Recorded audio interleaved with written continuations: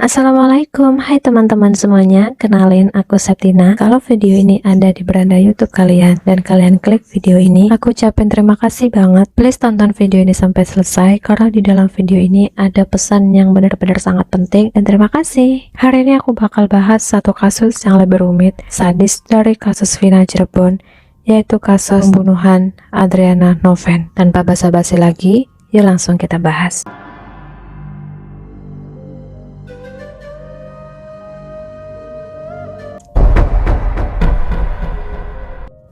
Adriana Yubelia Noven Cahya berusia 18 tahun atau lebih dikenal dengan Adriana Noven, gadis SMK kelas 12 di Baranasiang, Kota Bogor.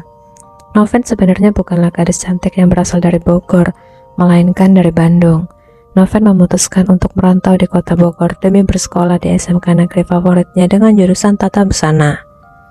Jurusan inilah yang membuat Noven sangat bersemangat karena cita-cita dari gadis ini memang ingin menjadi fashion designer. Noven dikenal dengan gadis yang ceria, pintar, cantik oleh teman-teman sekolahnya. Noven juga hobi dengan foto-foto jeniknya yang menambah kecantikan pada gadis ini. Karena berjauhan dari orang tuanya, Noven tinggal di kos-kosan yang jaraknya tidak begitu jauh dari sekolahnya. Lingkungan di sekitar kosnya pun adalah lingkungannya sangat ramai dan aman. Sejauh ini Noven merasa aman dan nyaman tinggal di kosan tersebut. Tapi sayangnya bahaya maut yang mengejar Noven tidak bisa dihentikan. Pada hari itu adalah hari Selasa di tanggal 8 Januari tahun 2019. Kejadian naas itu pun terjadi. Hari itu adalah hari Selasa sore. Adriana Noven pun baru selesai mengikuti kegiatan belajar mengajar di sekolahnya sekitar pukul 15:15 waktu Indonesia Barat atau sekitar jam 3:15 di sore hari. Noven lantas pulang ke kosnya yang berada di belakang sekolahnya. Noven memilih di jalan yang sempit yang tujuannya agar cepat sampai di kosan. Memang pada saat itu Noven mengatakan sangat lelah dan ngantuk, sehingga ia memutuskan untuk lewat di gang sempit yang tujuannya agar lebih cepat sampai di kosan. Saat Noven tiba di sebuah gang kecil yang merupakan akses jalan tembusan ke tempat kosnya itu, di gang tersebut ada seorang pria yang sedari lama sudah mondar-mandir di anak tangga gang itu, seperti sedang menunggu seseorang. Noven tidaklah menaruh curiga apapun dan berjalan seperti biasa, santai, tanpa ada perasaan curiga sedikit pun. Pria tersebut seperti menunjukkan ekspresi yang gelisah, bingung, dan juga ketakutan, seperti ada yang dia tunggu sambil menoleh ke kanan dan ke kiri untuk mengawasi lingkungan sekitar. Ketika Noven sedang melewati gang sempit tersebut, tiba-tiba saja pria tak dikenal ini pun langsung menikam Noven dan melarikan diri. Noven yang telah ditikam itu pun jatuh bersimpah noda merah di lantai anak tangga dengan luka di dada kirinya yang terus mengeluarkan noda merah sangat banyak. Noven yang tidak tahu menahu kenapa tiba-tiba orang misterius tersebut menikam dirinya, lalu tergolek lemah di lantai dan tak sadarkan diri sambil menahan betapa sakitnya luka tusuk di dada kirinya tersebut. Tidak menunggu waktu lama dari kejadian tersebut, Noven yang tak sadarkan diri ditemukan oleh pedagang yang tidak sengaja melewati gang sempit tersebut. Pedagang itu pun lalu menghampiri Noven yang tak sadarkan diri, dan betapa terkejutnya pedagang tersebut melihat keadaan Noven yang sudah penuh dengan noda merah di dada kirinya, dengan benda tajam yang masih tertancap di dada kiri Noven, dan seragam sekolahnya tersebut yang dipenuhi dengan noda merah. Pedagang tersebut panik lalu berusaha mencari pertolongan. Tidak lama kemudian ada beberapa warga yang datang untuk memberikan pertolongan dan berusaha membawa Noven ke rumah sakit terdekat.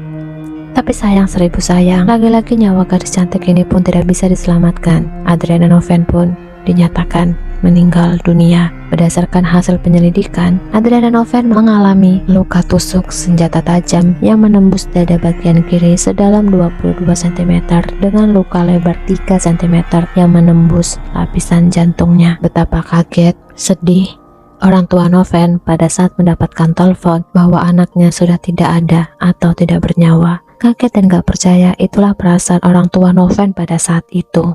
Ayahnya yang bernama Johannes Bosco Wijarnarko berharap polisi bisa menemukan pelakunya dan mengungkap apa motif di balik kasus yang menimpa putri kesayangannya itu.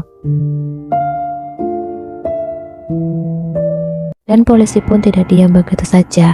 Pihak kepolisian pun langsung menangani kasus ini. Setelah kejadian tersebut, polisi langsung melakukan penyelidikan seperti mengamankan lokasi kejadian, mencari barang bukti, mengamankan CCTV, dan memeriksa beberapa saksi. Kini penyidik kepolisian masih mendalami kasus penusukan itu. Sejumlah barang bukti telah disita dari lokasi kejadian seperti benda tajam, batik khas Sulawesi, sarung tangan, baju seragam korban, serta rekaman CCTV di sekitar lokasi kejadian. Tapi anehnya, dari kasus ini, barang berharga dari Noven masih tetap utuh, seperti handphone, dompet, uang, semua masih aman di dalam tas milik Noven. Polisi pun melakukan penyelidikan dengan memeriksa sejumlah barang bukti milik Noven yang ada di kosnya untuk menambah bukti petunjuk polisi. Polisi menyita laptop, buku diari, dan beberapa foto untuk digunakan sebagai barang bukti. CCTV yang diamankan polisi pun menjadi acuan utama sebagai barang bukti di kasus ini. Dalam rekaman CCTV pun terlihat ada seorang pria yang memiliki ciri-ciri tubuh kurus dan tinggi. Pelaku juga menggunakan kaos tangan pendek berwarna biru, celana hitam panjang, dan sandal jepit. Dalam CCTV tersebut menunjukkan bahwa pria ini sedang gelisah, seperti memperhatikan keadaan sekitar, dan pria yang ada di CCTV tersebut seperti menunggu seseorang atau targetnya. Terlihat tidak begitu jelas, tapi sepertinya wajah dari pelaku menunjukkan bahwa pria tersebut masih berusia sangat muda. Ternyata setelah dilakukan pemeriksaan CCTV secara menyeluruh, pria tersebut sudah mengejar Noven dari 2 hari lalu sebelum kejadian, tapi baru mendapatkan kesempatan di tanggal 8 Januari.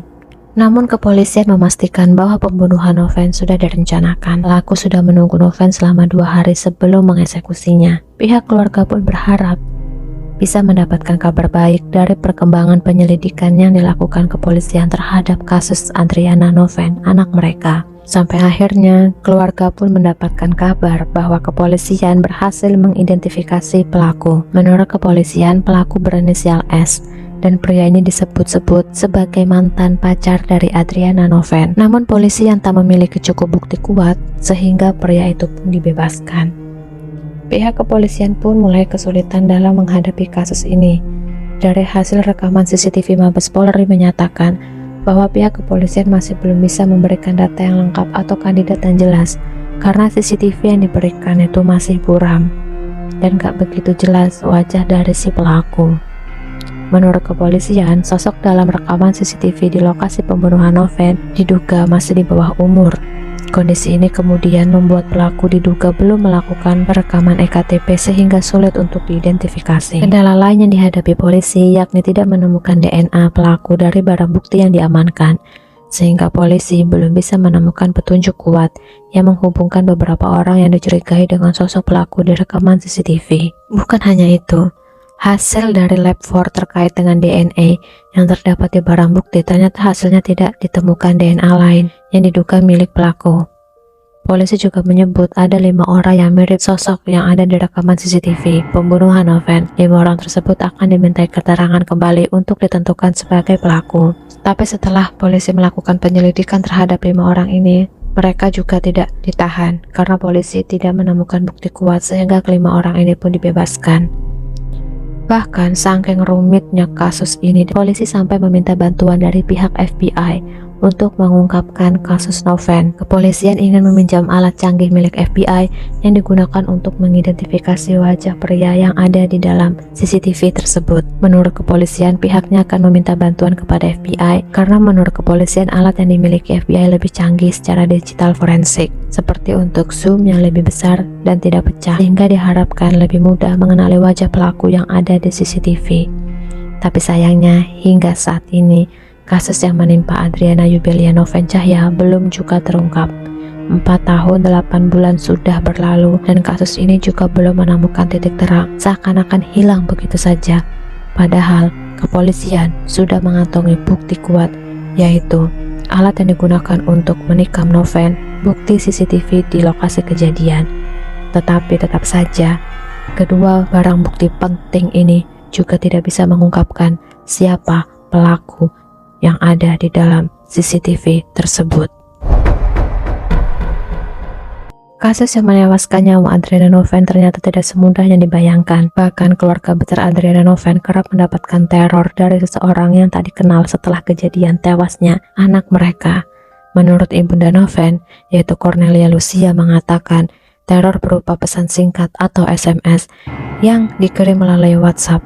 Akibat dari teror-teror yang dikirimkan ke keluarga Noven, ayah Noven bahkan sampai malas dan takut untuk membawa handphone saat bekerja. Terornya beragam, mulai dari ancaman keselamatan hingga teror yang dialami Noven akan juga dialami oleh kedua orang tua Noven. Jika kedua orang tua Noven dan keluarganya masih berusaha untuk mengungkap kasus ini. Dan yang lebih mengerikan lagi, handphone milik ayah Noven dihack oleh orang misterius dan file foto tentang Adriana Noven semuanya hilang, terkait foto tentang anaknya hingga riwayat percakapan di WhatsApp yang membahas tentang kasus perkembangan Noven tiba-tiba menghilang begitu saja. Memang aneh, kalau dipikir aneh. Bahkan seorang pelaku kejahatan pun sampai harus menyewa seorang hacker untuk meretas data milik keluarga Noven. Tapi ternyata bukan hanya ayah dan ibu Noven saja yang mendapatkan ancaman serta ponselnya dihack oleh orang yang tak bertanggung jawab. Paman Noven dan keluarga besar dari Noven juga mendapatkan intimidasi dari beberapa pihak. Contohnya, pada waktu itu paman Noven tiba-tiba dihampiri oleh seseorang sambil meminta keluarga Noven untuk tidak terus mengusut tentang kasus kematian Adriana Noven. Orang yang tak dikenal itu mengancam, kenapa harus diusut kasusnya? Kan sudah lewat beberapa tahun, dan meminta kasus ini untuk segera ditutup. Menurut keluarga Noven, ini cukuplah aneh. Orang tua Noven mendapat teror dan keluarga besar mendapatkan intimidasi. Jadi seolah kasus ini tidak boleh diusut dan jangan sampai terungkap pelakunya. Begitu kata keluarga Adriana Noven. Dan anehnya lagi, pesan berantai beredar di lingkungan pertemanan Noven. Pesan berantai tersebut beredar dari mulut ke mulut sebelum peristiwa pembunuhan ini terjadi. Pesan itu mengabarkan bahwa akan ada pembunuhan tanpa menyertakan detail siapa yang akan dihabisi dan kapan serta di mana kejadian itu akan terjadi. Hal ini diungkap oleh paman korban yang mendapatkan pesan berantai diketahui saat keluarga membantu mencari bukti-bukti pembunuhan Noven. Ada beberapa kejanggalan di kasus ini, seperti sarung tangan yang ditemukan di TKP. Dari CCTV terlihat pelaku tidak memakai alas tangan apapun untuk melakukan aksinya tersebut. Jika pelaku melakukan aksinya dengan menggunakan tangan kosong, harusnya bisa dilacak. Tapi anehnya, ketika benda tajam yang digunakan untuk menghabisi Novel diperiksa di lab 4 milik kepolisian, mereka tidak menemukan sidik jari dari pelaku. Menurut kepolisian, tidak bisa terungkapnya pelaku melalui bukti CCTV dikarenakan resolusi video tersebut rendah. Bahkan FBI pun juga tidak bisa menjernihkan atau meningkatkan resolusi video CCTV tersebut, sehingga susah untuk diidentifikasi wajah pelaku. Tapi anehnya, ketika video tersebut bocor di publik, salah satu stasiun televisi swasta menayangkan video ini dengan kualitas yang cukup baik dan resolusi video yang lebih bagus dari video CCTV yang ditampilkan oleh polisi di publik. Dan kejanggalan yang terakhir, apakah pihak keluarga tidak melaporkan orang yang datang untuk melakukan intimidasi kepada mereka? Padahal pada saat mendapatkan tekanan tersebut, keluarga Adriana Noven bisa melaporkan kejadian ini kepada polisi. Ataukah keluarga sudah melaporkan kepada pihak kepolisian tapi juga belum mendapatkan tindakan? Dan kenapa kasus ini begitu sangat rumit dan susah untuk dipecahkan? Apakah bukti CCTV dan senjata yang digunakan untuk menghabisi korban tidak cukup untuk menemukan pelaku? Dan terhitung sejak video ini sudah dibuat, kurang lebih sekitar 4 tahun 9 bulan kasus ini juga belum terungkap. Aku berharap dan berdoa semoga kasus Adriana Noven diangkat kembali seperti kasus Vina Cirebon dan keluarga pun mendapatkan keadilan atas meninggalnya putri mereka.